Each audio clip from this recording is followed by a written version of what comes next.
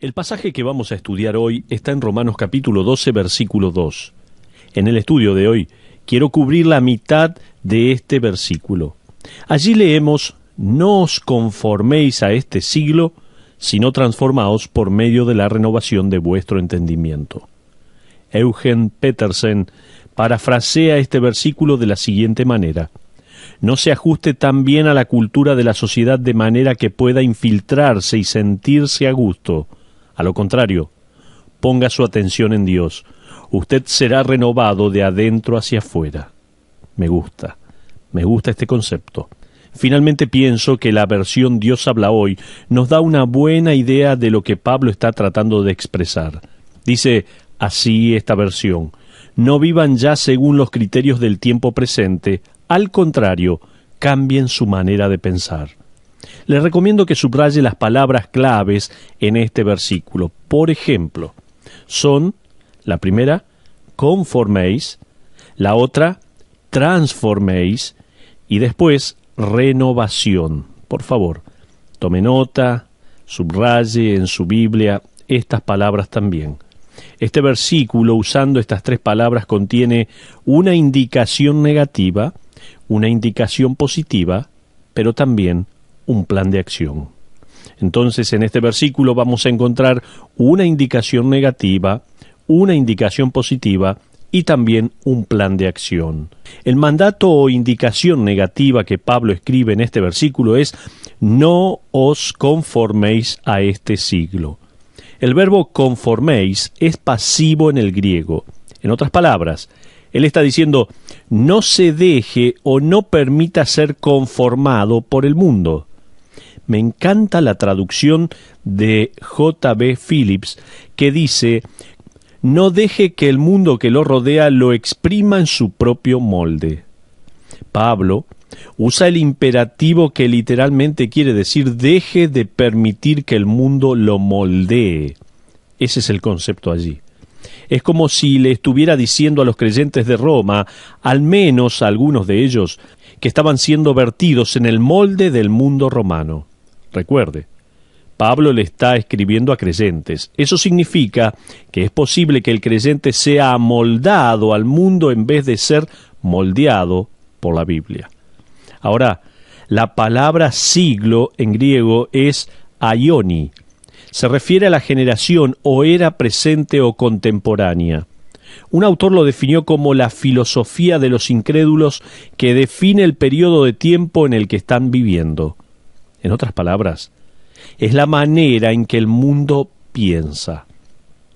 Usted recordará la manera en la que Pablo confrontó a su generación de filósofos en Atenas, tal como lo leemos en Hechos capítulo 17. ¿Se acuerda? Él mencionaba la creencia que la humanidad había sido creada de la madre tierra. Pablo les declara que Dios hizo el mundo y todas las cosas en el versículo 24. Ellos apuntaban con orgullo al Acrópolis, la casa de los dioses, pero Pablo dice: Dios que hizo el mundo y todas las cosas que en él hay, siendo Señor del cielo y de la tierra, no habita en templos hechos por manos humanas. Eso está en el versículo 24 también.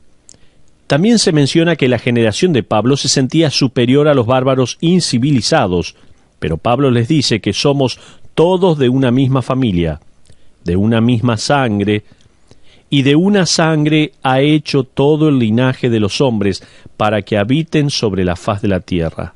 Está en el versículo 26. También se menciona: la generación de Pablo se enorgullecía del poder y la dimensión de su imperio, pero Pablo les dice que Dios es el que determina el orden de los tiempos y los límites de las naciones, en el versículo 26. Ahora tendríamos que preguntarnos: ¿cómo piensa nuestra generación? ¿Cuáles son las nociones políticamente correctas de nuestra generación? ¿Cuáles son las filosofías de nuestra generación? Vivimos en una generación que supuestamente tolera todo, no cree en nada y no le importa nada sino uno mismo. ¿No es así? Es como que el cliente siempre tiene la razón y el cliente es el rey. Ya hablamos de este tema. Un pastor de los Estados Unidos escribió hace poco los 10 mandamientos de la cultura norteamericana. 1. Disfruta el día. 2. Compre. 3. Elimine el dolor. 4. Esté al día. 5. Relájese. 6. Exprese lo que piensa. 7. Sea entretenido. 8. Entreténgase. 9. Gaste en entretenimiento. 10. Asegúrese de ponerse al día con sus sentimientos. Esos, según un pastor de los Estados Unidos, son los 10 mandamientos de la cultura norteamericana.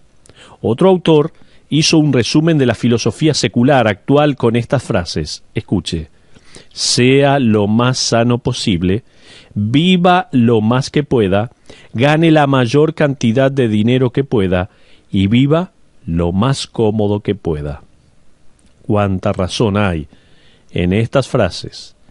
El secularismo, que es la filosofía del mundo secular, la manera en que el mundo piensa, dictamina que el hombre es la medida de todas las cosas. Y cuán equivocado está. Eso no es nada nuevo. Significa que todo lo que vemos lo evaluamos en relación a nosotros como personas. Pasamos a ser pequeños dioses, por así decirlo. Si algo es bueno para con usted, es bueno. Si algo es verdad para usted, es verdad. Si está bien para usted, está bien. No puede haber absolutos, no puede haber límites morales ni dogmas. La verdad es reducida a su propia opinión. Y usted nunca debe intentar imponerle sus opiniones a nadie. Eso es lo que está pasando hoy. ¿Le suena familiar esto? Ese es el patrón de pensamiento de nuestra generación. Pablo advirtió al creyente de aquel entonces y de ahora con palabras fuertes. Escuche lo que él escribió a los creyentes en Colosas. En Colosenses 2:8 dice así la palabra de Dios: mirad que nadie os engañe por medio de filosofías y huecas sutilezas, según las tradiciones de los hombres, conforme a los rudimentos del mundo, y no según Cristo. Pablo le advirtió a los creyentes en Galacia acerca del presente siglo malo, Gálatas 1:4. Esta es la misma palabra griega que usa en Romanos 12:2. La palabra aparece nuevamente en 2 Corintios, capítulo 4, versículos 3 y 4, donde dice la Biblia: pero si nuestro evangelio está aún encubierto, entre los que se pierden está encubierto, en los cuales el Dios de este siglo cegó el entendimiento de los incrédulos, para que no les resplandezca la luz del evangelio de la gloria de Cristo, el cual es la imagen de Dios.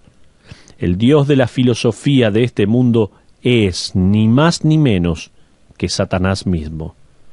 Efesios 6, 11 y 12 usa la misma palabra al advertir al creyente: vestíos de toda la armadura de Dios para que podáis estar firmes contra las acechanzas del diablo, porque no tenemos lucha contra sangre y carne, sino contra principados, contra potestades, contra los gobernadores de las tinieblas de este siglo, contra huestes espirituales de maldad en las regiones celestes. Este siglo, este mundo, es un lugar muy peligroso. La filosofía de este mundo es algo peligroso. Le pregunto a usted, ¿está infectado por esta filosofía de este mundo? La verdad es que lo más fácil que podemos hacer es exactamente lo que Pablo nos dice que no hagamos. No os conforméis a este mundo y su forma de vida y manera de pensar. No obstante, nosotros somos conformistas de naturaleza. Ya en el jardín de infantes sabíamos que no queríamos ser diferentes. Sigue impactándome la escena cuando me lo imagino de Daniel y sus 3 amigos, al igual que otros miles de judíos deportados que eran lo mejor de Israel. Fueron llevados de Judá a Babilonia. Yo vi en un museo en Inglaterra una porción del muro que Daniel mismo vio al entrar en la ciudad de Babilonia. Se trata de 2 leones pintados en dorado sobre una pared hermosa con mosaicos azules. Se trata de una pared tan ancha que hasta 4 carros de batalla podían pasar uno al lado del otro. Daniel y sus 3 amigos se rehusaron a comer la comida, considerada inmunda por las leyes dietéticas judías, y beber también el vino, casi seguramente ofrecido a los dioses paganos. Lo más maravilloso es que Daniel y sus 3 amigos fueron los únicos 3 en rechazar la comida y demandaron que se les diera vegetales por 10 días y luego fueran evaluados para determinar su salud comparada con los demás judíos deportados. Daniel capítulo 1 versículo 15 nos cuenta qué sucedió. Allí leemos en Daniel, libro de Daniel, capítulo 1 versículo 15. Y al cabo de los 10 días pareció el rostro de ellos mejor y más robusto que el de los otros muchachos que comían de la porción de la comida del rey. La triste realidad fue que una vez que los mejores del reino de Judá fueron ubicados en Babilonia, todos ellos, en cuestión de días, comenzaron a vivir como babilónicos, todos, excepto 4. Si Daniel estuviera viviendo en este siglo, el creyente promedio lo consideraría como alguien que se toma su religión muy en serio. Durante 75 años, Daniel se tomó el tiempo, lejos de su alta esfera de trabajo, para estar a solas con Dios y orar. De hecho, él oraba 3 veces por día y cada oportunidad que tiene la emplea para hablar de su Dios. Él hace esto con tanta frecuencia que se gana la reputación de alguien que sirve a Dios constantemente, tal como lo vemos en Daniel 6:20. El cristiano promedio de hoy tomaría a Daniel del brazo y le diría: tranquilícese, ahora estamos en Babilonia. ¿Qué quiere hacer ahora? ¿Cambiar Babilonia? Pienso que Daniel hubiera respondido: sí, así es. A propósito, Daniel logró, sin darse por vencido, convertir al menos 2 emperadores a que siguieran a su Dios. Eso no significa que fue fácil, pero sí que no era imposible. Nunca subestime el poder de la presión de otros. No deje de ver la debilidad de su propia carne. No minimice el sentimiento de incomodidad por ser distinto. Ya perdí la cuenta de los testimonios que oí de hermanos en Cristo que se han hecho miembros de esta iglesia y han nacido en un hogar cristiano. Todo estaba bien en su vida cristiana. ¿Hasta cuándo? Hasta que se fueron a estudiar a la universidad. En unas pocas semanas fueron confrontados, por decirlo así, con el mundo babilónico. Esté preparado, por favor. Si usted fue vacunado contra la sabiduría del mundo de manera automática, el apóstol Pablo nunca tendría necesidad de advertirlo. Él nunca hubiera escrito esta epístola transcultural, transgeneracional, diciendo: no importa dónde viva usted, no importa en qué siglo vive, va a enfrentar a filósofos y metodologías y estrategias y normas y los estilos de vida de este mundo. Téngalo por seguro. Pero, ¿sabe cuáles son esas filosofías? Pablo advierte: no se deje exprimir en el molde de este mundo. Eso significa que usted debe estar preparado a decir no a varias cosas.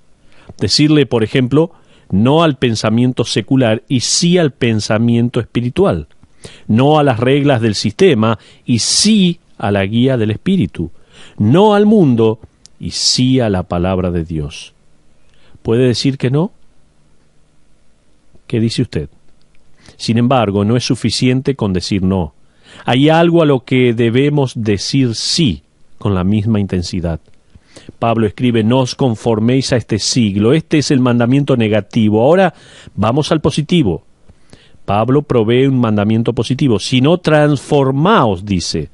Esta es la palabra griega metamorfe, que significa cambiar de una forma a otra. Una vez más, uno podría ponerle signos de exclamación a estos verbos griegos. Pablo está diciendo: no haga eso, haga esto. No piense de esa manera, piense de esta otra manera. Él está diciendo literalmente: no continúe siendo moldeado a este mundo, sino sea transformado a diario. En otras palabras, se trata de un proceso continuo. Va una vez más en contra de nuestra carne. El mundo en que vivimos está lleno de inventos que hacen que nuestras necesidades se suplan de forma rápida. Tenemos hornos de microondas, comidas instantáneas, comunicaciones instantáneas e información instantánea. Ya pasé de tener el Internet por línea telefónica a Internet por cable. El cambio fue increíble, pero el día de hoy me siento frente a la computadora y sigo impaciente. Si mi generación fue la generación del yo, la generación presente es la generación del ya. Sea lo que sea que vamos a hacer, tiene que ser ya. Sea lo que sea que querramos disfrutar, tiene que ser ya también. Sea lo que sea que vamos a comer, planear, vestir, lo queremos experimentar ahora mismo.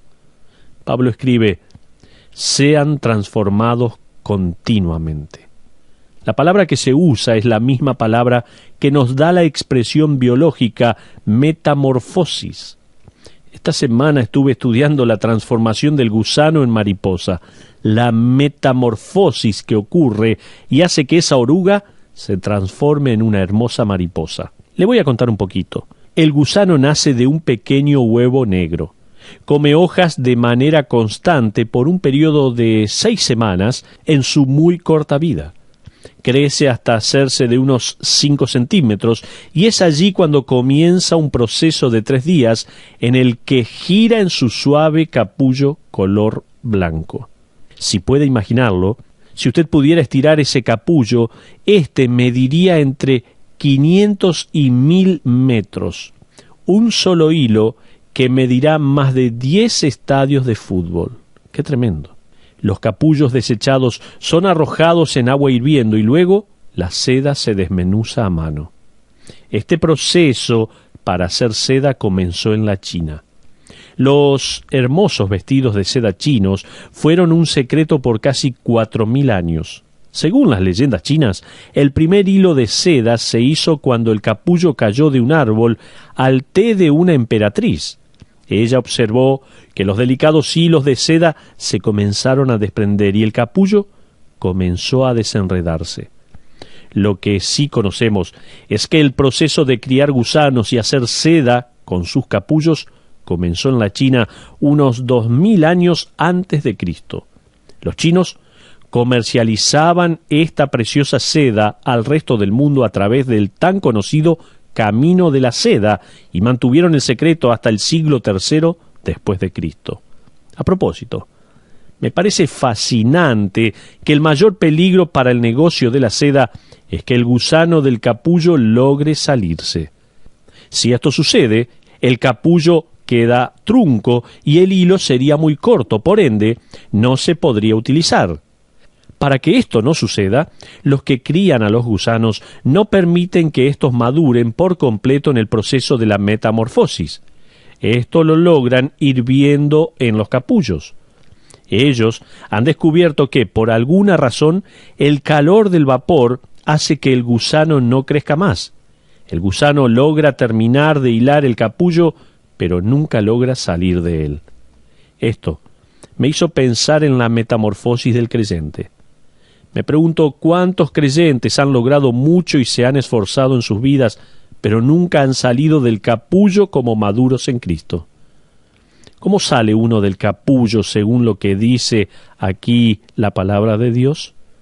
¿Cómo uno sale de ese capullo? Hay un plan de acción, y es renovar la mente. Fíjese que Pablo nos dice cómo salir del capullo, cómo ser transformados. Él nos da no solo un mandato negativo y uno positivo, sino que también nos da un plan de acción. Dice la Biblia, no os conforméis a este siglo, sino transformaos. Pero, ¿cómo? ¿Cómo nos transformamos? Por medio de la renovación de vuestro entendimiento, dice la palabra. Pablo escribe que el creyente es transformado por el desarrollo de una nueva forma de pensar, o sea, el renovar la mente. La palabra griega para mente o entendimiento es nous. Se trata del centro de nuestro razonar lógico, de nuestro juicio ético y nuestra conciencia moral. El renovar nuestro entendimiento es, según un maestro bíblico, como borrar los archivos de una computadora, deshaciéndose por completo de su presencia y en lugar de esos, ingresar nuevos archivos que provengan de la Biblia, por medio de los cuales el Espíritu Santo reforma nuestras mentes. Ese es el proceso. Pablo desafió a los creyentes en Colosas con este proceso al escribir: la palabra de Cristo more en abundancia en vosotros. Colosenses 3:16 dice esto. Él está diciendo literalmente: permitan que la palabra de Cristo resida dentro de ustedes y abran su mente a su sabiduría. El rol activo que nosotros tenemos es el de ser estudiantes de la palabra. El rol activo de Dios es el de usar su palabra para transformar nuestras mentes. Usted no puede ser transformado si no es informado primero. Y esto va en contra de nuestra generación actual. Un amigo me envió las siguientes estadísticas. Escuche. Un 42% de estudiantes universitarios jamás leen un libro en su totalidad después de graduarse. Un 80% de la población no compró ni leyó un libro en el año. Y un 57% de los libros comprados no son leídos en su totalidad, y la mayoría de los lectores no pasan la página 18 del libro que han comprado. Realmente esta estadística asombra y asusta. El informe concluía de esta manera: la mayoría de las personas que viven en este siglo prefieren escuchar a alguien que piensan que puede darles información confiable en vez de leerla por sí mismos. Si uno aplica esto a la iglesia, se traduce en creyentes viajando hasta la iglesia para la reunión, pero sin siquiera cruzar el living de su casa para ponerse a estudiar la Biblia. Esto es lo que está pasando hoy en día. Quiero que usted vea algo que es muy importante acerca de este camino hacia la transformación. El mandato de Pablo a transformarse es, nuevamente, en el pasivo, lo cual es crítico para comprender que Pablo no está mandando al creyente a que se transforme a sí mismo, sino a ser transformado. En otras palabras, nosotros no podemos hacer que la transformación suceda por nuestra cuenta. Algo va a tener que transformarnos. Las cartas de Pablo a estos individuos nos dicen que la transformación ocurre cuando nuestras mentes están activas en la palabra de Dios. Luego, son renovadas por la palabra y el Espíritu de Dios. Pablo le dijo lo siguiente a Timoteo en 1 de Timoteo 4:6. Timoteo, quiero que pienses esto, que estés nutrido con las palabras de la fe y de la buena doctrina que has seguido. Y en el próximo versículo le escribe: ejercítate para la piedad. Un autor me hizo pensar y reflexionar al indicar que la razón por la cual muchos creyentes abandonan la transformación es porque nos esforzamos tratando de ser transformados, cuando la Biblia nos llama a entrenarnos para ser transformados, que es muy diferente. Hay una diferencia enorme entre tratar de hacer algo y entrenarse para hacerlo. En otras palabras, debemos entrenarnos para la piedad y no intentar ser piadosos. Hay una gran diferencia. La palabra griega para entrenar es gumnazo, de donde obtenemos la palabra castellana gimnasio. Uno puede decidir intentar ponerse en forma, pero nunca va a lograr estar en forma si solo lo decide. Uno puede ponerse en forma solo si entrena, si ejercita. Pablo dice: si usted quiere estar espiritualmente en forma, vaya al gimnasio de la palabra de Dios y ejercítese. El resultado va a ser un incremento de piedad. Nuestra iglesia tiene un grupo que va a ir de viaje misionero a otro país. ¿Le gustaría ir como traductor? ¿No le gustaría poder hablar otro idioma y compartir el Evangelio con otros?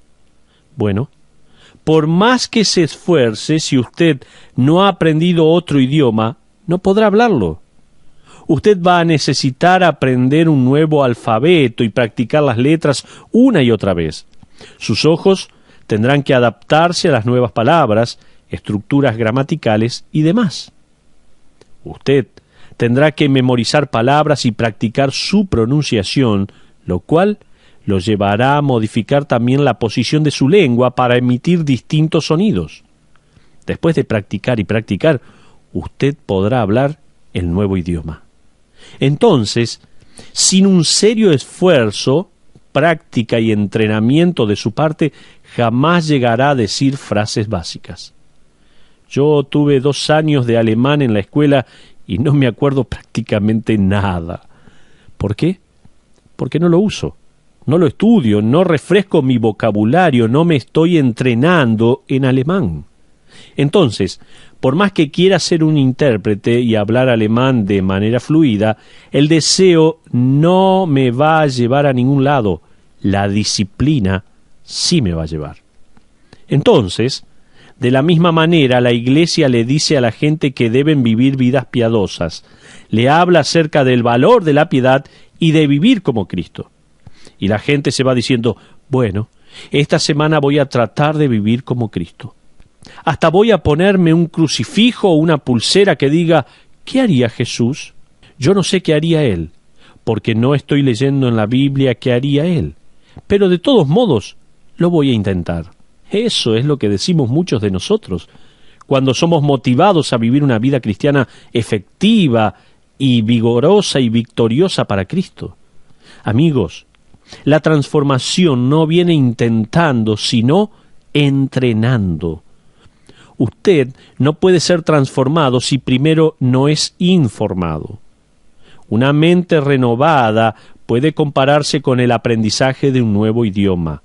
El aprender a decir palabras y pensar en sílabas que nunca antes había pensado.